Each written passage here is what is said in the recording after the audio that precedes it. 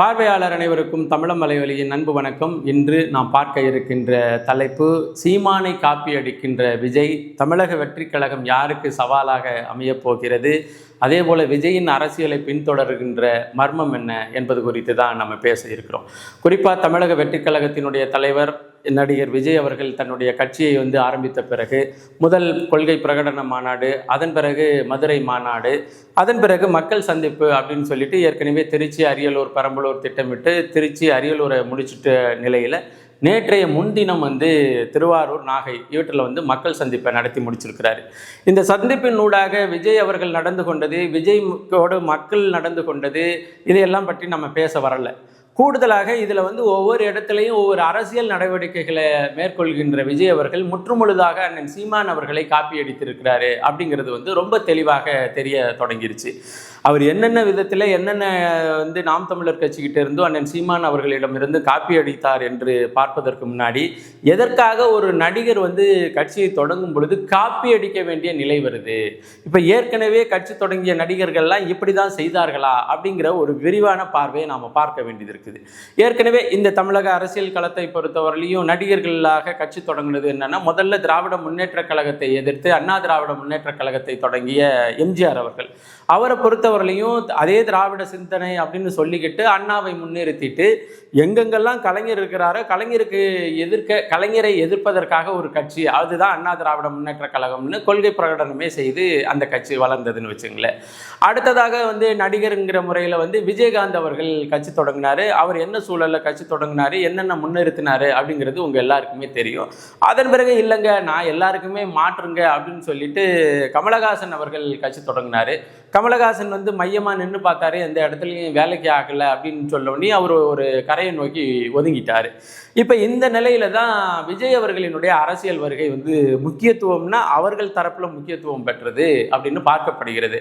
ஆனால் விஜய் அவர்களுக்கு எல்லாத்தையும் இன்னொரு இடத்துல இருந்து காப்பி அடிக்க வேண்டிய நிலை என்னத்துக்கு வருது அப்படின்னு சொன்னால், விஜயினுடைய அரசியல் வளர்ச்சி மீது விஜய் அவர்களுக்கு அக்கறை இல்லை. தன்னுடைய தனிப்பட்ட புகழின் அடிப்படையில் நம்ம நாளைக்கே போய் முதல்வர் நாற்காலியில் விழுந்துடணும், உட்கார்ந்துடணும் அப்படிங்கிற அசைக்க முடியாத அந்த சினிமாத்தனமான நம்பிக்கை இருக்கு இல்லையா, அதுதான் இன்னைக்கு பல இடத்துல இருந்து காப்பி அடிக்க வைக்கின்ற ஒரு நிலைக்கு விஜய் அவர்களை அரசியல் தளத்தில் தள்ளி இருக்கு.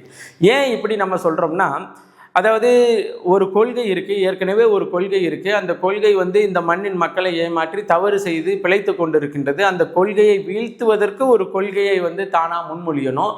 அந்த முன்மொழியப்பட்ட கொள்கை எந்தெந்த தளத்தில் மக்கள்கிட்ட கொண்டுட்டு போய், இங்கே பாருங்கள் ஏற்கனவே இருந்த தத்துவம் உங்களை இந்தந்த வகையில் ஏமாற்றிருக்கு, புதுசாக ஒரு தத்துவத்தோடு நான் வர்றேன், ஏற்கனவே ஏமாற்றப்பட்ட அந்த இடத்திலிருந்து எனக்கு இந்த முறையில் விடுதலையை உங்களுக்கு பெற்றுத்தர முடியும், அதன் அடிப்படையில் இந்த தத்துவத்தை நீங்கள் ஏற்றுக்கொள்ளுங்கள்னு மக்கள்கிட்ட முதல்ல பரப்புரைக்கு கொண்டுட்டு போகணும்.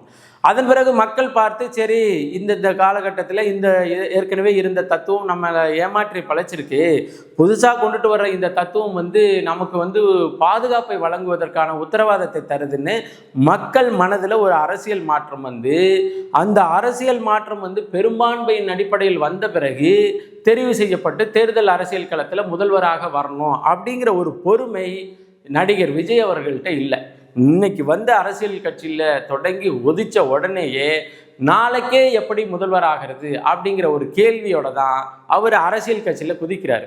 அப்போ குதிக்கும் பொழுது, சரி திராவிட நம்பிக்கைவாதிகள் இருக்கிறாங்களா, திராவிடத்தை சேர்த்துக்க, தமிழ் தேசிய நம்பிக்கைவாதிகள் இருக்கிறாங்களா, தமிழ் தேசியவாதிகளை சேர்த்துக்க, அப்புறம் இது ரெண்டையும் எப்படி ஒரு கொள்கையாக பிரகடனம் பண்ணுறது, எங்களுக்கு ரெண்டையும் ஒன்று சேர்த்து ரெண்டும் ஒரு கண்ணுன்னு சொல்லுங்க அப்படின்னு சொல்லும் பொழுது தான் இப்போ ஒரு சில இடத்துல திமுக கிட்ட இருந்து இந்த ஆள் காப்பி அடிக்க வேண்டியது இருக்குது, ஒரு சில இதை திராவிட முன்னேற்ற கழகம் அல்லாத பிற கட்சிகள்கிட்ட இருந்து காப்பி அடிக்க வேண்டியது இருக்குது. இன்னும் இந்த கட்சிக்குன்னு தனித்த தலைவர்னு யாருமே இல்லாமல் ஒரு பக்கத்து எம்ஜிஆர், ஒரு பக்கத்து அண்ணா, இங்கிட்டு காமராஜர், இங்கிட்டு வேலு நாச்சியார், அங்கிட்டு இல்லை அதாவது ஆளுக்கு ஒரு ஆளை காப்பி அடித்து வச்ச பிறகு என்ன நினச்சிட்டாரு அப்படின்னு சொன்னால், சரி திராவிடத்திலேருந்து பாதி ஓட்டை நம்ம பிரிச்சுட்டோம், தமிழ் தேசியத்திலேருந்து பாதி ஓட்டை பிரிச்சுட்டோம், 2 பாதியையும் சேர்த்துட்டோம், சேர்த்த பிறகு இவங்க 2 பேரும் ஓட்டு போட்டோன்னே நாம் நாளைக்கு முதல்வர் ஆகிடுவோம் அப்படிங்கிற கனவில் மிதந்துக்கிட்டு இருக்கிறாரு. அப்போ அதாவது ஏற்கனவே இருக்கின்ற அரசியல் சித்தாந்தங்களை வீழ்த்தி தன்னால் முன்மொழியப்படுகின்ற ஒரு சித்தாந்தம் வளர வேண்டும் என்ற எந்தவித நடவடிக்கையும் இல்லாமல், தன்னுகிட்ட எந்தவித சித்தாந்தமும் இல்லாத ஒரு ஆளால் காப்பி அடிப்பதை தாண்டி திருடுவதை தாண்டி வேறு எதையும் செய்ய முடியாது. ஏன்னா என்னால் ஒரு வீட்டில் ஒரு பயிர் வளர்த்து என்னுடைய வயல்வெளியில் நெல்லை விதைச்சி பயிர் வளர்த்து நான் அறுத்து நான் சாப்பிடணும். ஆனால் நான் என்ன பண்ணுவேன்னா, நான் இன்றைக்கி உடனே சாப்பிட்றேனுங்க. நான் களை பறிக்க மாட்டேன், பயிர் நட மாட்டேன், நெல் விதைக்க மாட்டேன், அறுவடை செய்ய மாட்டேன், அதை பதப்படுத்தி அரிசியாக்க மாட்டேன்.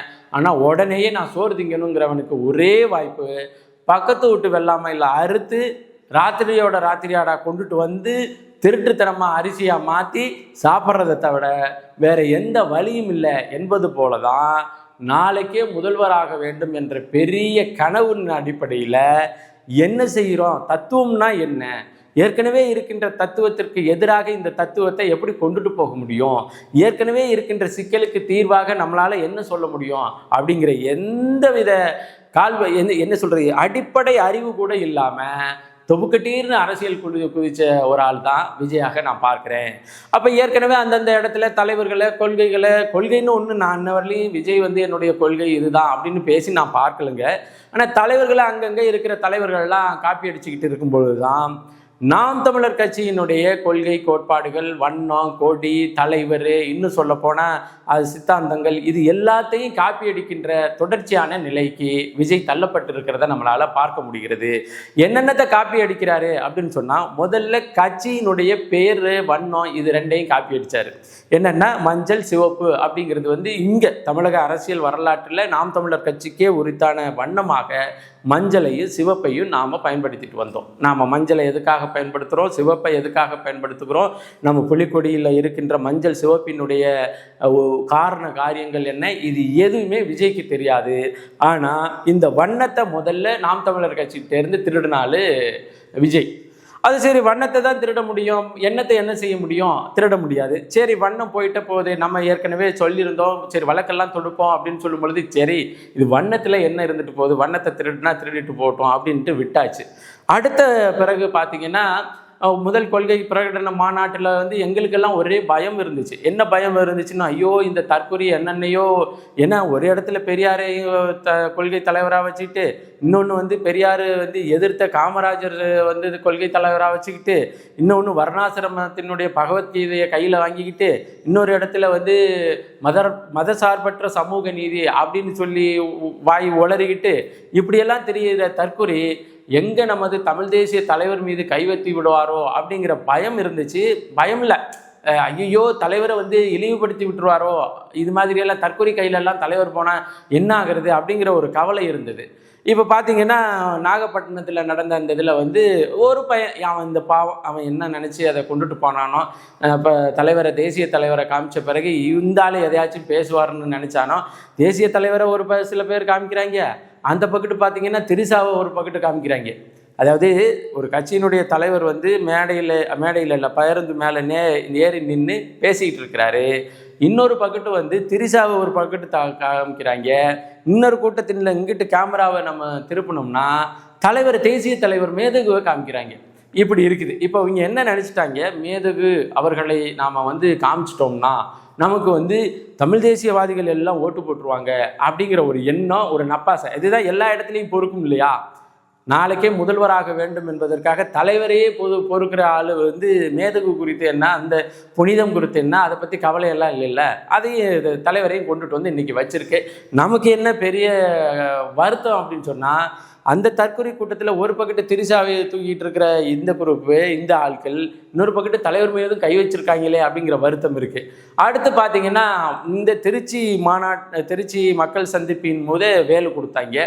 இந்த வேல் படுத்துகிற பாடு இருக்குது பார்த்தீங்களா, தமிழக அரசியல்வாதியில் வேல் படுத்துகிற பாடு மாதிரி எந்த பாடும் இல்லை.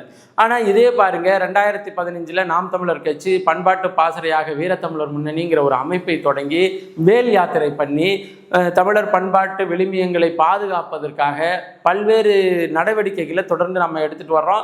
அது நிறைய அது குறித்தெல்லாம் பேசியிருக்கிறோம். அண்ணன் சீமான் அவர்கள் எதற்காக வீரத்தமிழர் முன்னணின்னு பல மேடைகளில் பேசியிருக்கிறாரு.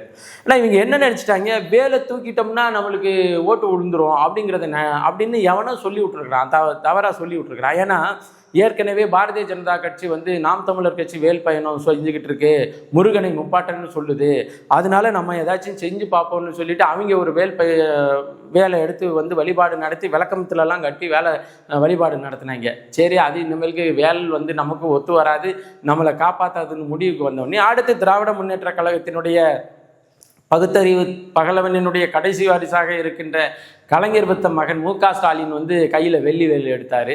சரி, அவருக்கு வந்து வேலில் ஏதாச்சும் பலன் வந்துடும் நினச்சாரு. அப்படியெல்லாம் ஒரு பலனும் வரலை. அதன் பிறகு இப்போ யாரோ சொல்லியிருக்கிறாங்க, நீங்கள் சீமான் வந்து இப்போ வேலை எடுக்கிறாரு, அதனால நீங்கள் வேலை எடுத்துருங்க, அவர் தலைவரை ஒரு பக்கத்து வச்சிருக்கிறாரு, அதனால நீங்கள் தலைவரை எடுத்துருங்கன்னு இந்த நாகை திருவாரூர் அந்த சுற்றுப்பயணத்தின் போது வேல் பெரிய அளவில் வேலையும் இப்போ ஒரு தலைவர் படத்தையும் பிடிச்சி பார்க்க முடிஞ்சது.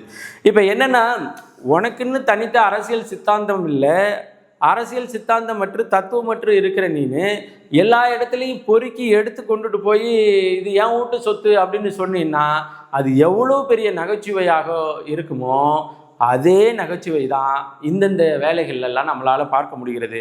உண்மையிலேயேங்க மனசாட்சிப்படி ஒரு கட்சி எனக்கு வந்து தனித்த திறமை இருக்குது, தனித்த தொண்டர்படை இருக்குது, தனித்த வந்து பலம் இருக்குது, நான் நாளைக்கே முதல்வர் ஆயிடுவேன், நான் கையை காட்டினா தமிழ்நாடே ஒன்று திரண்டு வந்துடணும் சொல்லிக்கிட்டு திரிகிற ஒருத்தன் இன்னொரு கட்சி தன்னுடைய வண்ணமாக பயன்படுத்திய வண்ணத்தை பயன்படுத்துவானா? சுயமரியாதை இருக்குதா? கொஞ்ச நாளும் வெக்கமான ரோசம் இருக்குதா? அப்படியெல்லாம் எதுவுமே இல்லை. அவனை பொறுத்தவரையிலையும் நம்மால பொறுத்தவரையிலையும் நாளைக்கு நாம் சிஎம் ஆகணும். சிஎம் ஆகிறதுக்கு எவனூற்று இன்டலெக்சுவல் ப்ராப்பர்ட்டியாக இருந்தாலும் சரி, எவனுடைய தத்துவமாக இருந்தாலும் சரி, யாரதாக இருந்தாலும் சரி திருடிடணும்.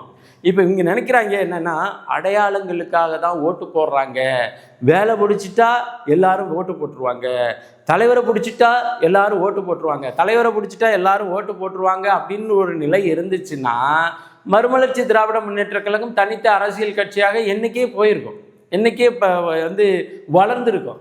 இங்கே வேலை பிடிக்கிறதோ மேதகுவை கொண்டு வந்து மக்கள் முன்னால் நிறுத்துவதோ இங்கே வந்து அரசியல் அல்ல. வேலுக்கான தத்துவத்தை மக்கள் மனதில் விதைத்தது யார் என்ற ஒரு கேள்வி வரும்.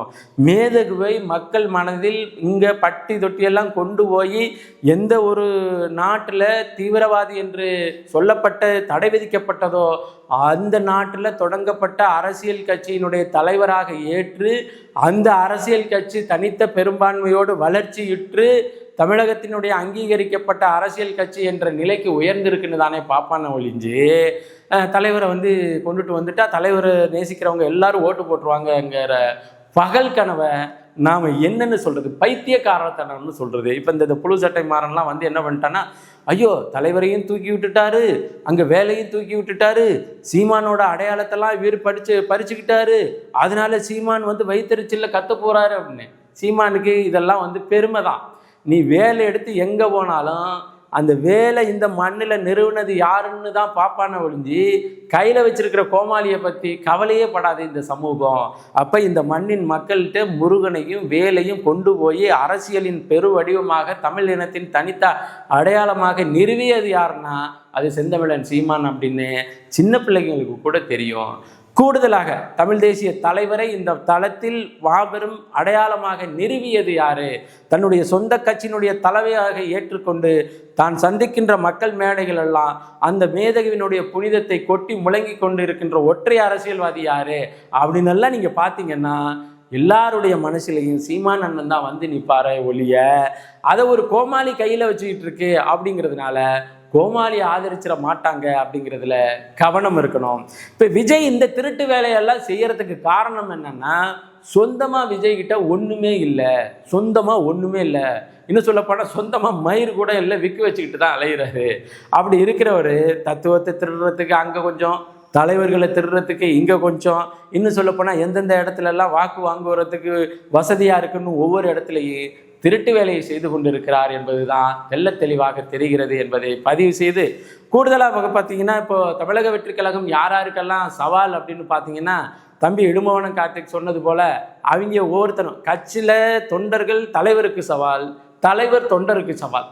இது வந்து ரொம்ப தெளிவாக தம்பி இடும்பவனம் கார்த்திக்கு பேசியிருந்தாப்புல. அதே போல் அரசியலில் விஜய் அவர்களை சுற்றும் மர்மம் என்ன அப்படின்னு நம்ம ரொம்ப டீப்பாக பார்த்தோம்னா, எப்படியாச்சும் முதல்வர் ஆகிடணும், அதற்கு என்ன வேலை செஞ்சாலும் பரவாயில்ல அப்படிங்கிற நிலையில் விஜய் அவர்கள் இறங்கியதற்கு மிக முக்கியமாக என்ன காரணம், அவரை சுற்றிலும் இருக்கின்ற அந்த, அதாவது இரண்டாம் கட்ட அந்த என்ன சொல்கிறது, கேங்கர்ஸ்ன்னு சொல்கிறோம் இல்லையா, அந்த கேங்கர்ஸ் யாருமே தமிழர் இல்லை அப்படிங்கிற ஒரு செய்தி தான் இந்த விஜய் அவர்களை கூட்டிகிட்டு போய் எங்கேயாச்சும் நடாத்தில் தள்ளி விடுகின்ற, அரசியல் நடாத்தில் தள்ளி விடுகின்ற வேலையை செய்கிறாருங்கிறது தான் நமக்கு இப்போதைக்கு தெரிகிறது.